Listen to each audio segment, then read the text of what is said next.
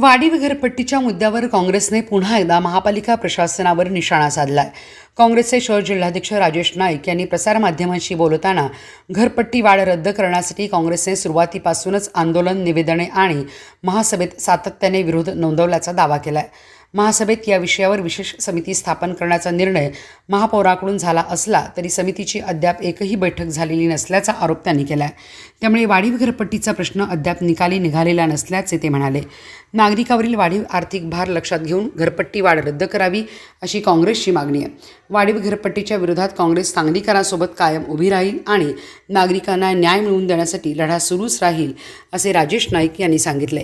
प्रशासनाने लवकरात निर्णय न घेतल्यास आंदोलन अधिक तीव्र करण्यात येईल असा इशाराही त्यांनी दिला आहे। काल महासभेमध्ये एक खाली काँग्रेस पक्षाच्या नगरसेविका अंजली जाधव यांनीच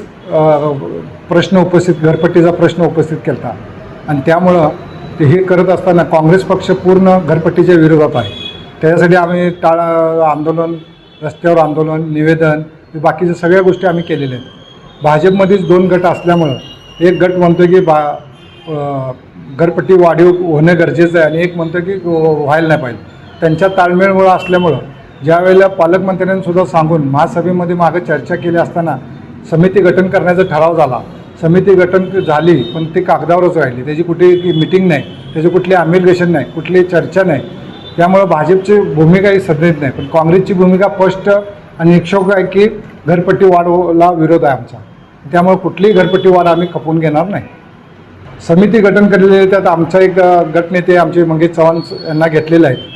ते सुद्धा तिथे समिती गठनमध्ये मीटिंग लावते, पण तिने मीटिंगच आजपर्यंत लावली नसल्यामुळं त्यांनासुद्धा काल बोलता आलेलं नाही। अजून लवकर त्याची मीटिंग होईल आणि त्यात काय निर्णय होते बघू आणि त्यानंतर परत आम्ही आंदोलन तीव्र करणार। नाही, काँग्रेस एवढा कडाडून विरोध कुणीच केलेला नाही। तुम्ही बघितलं असेल का, आम्ही टाळ वादन करून घेतलेलं आहे, महासभेमध्ये दंगा गाठलेला आहे, निवेदन दिलेलं आहे, आयुक्तांना निवेदन दिलं आहे, महापौरांना निवेदन दिलं आहे। आता ह्यापुढं जर तिने समिती गठन करतो म्हणल्यात काय होतं त्याचं हे बघू आणि त्यानंतर आम्ही परत आक्रमक भूमिका घेणार।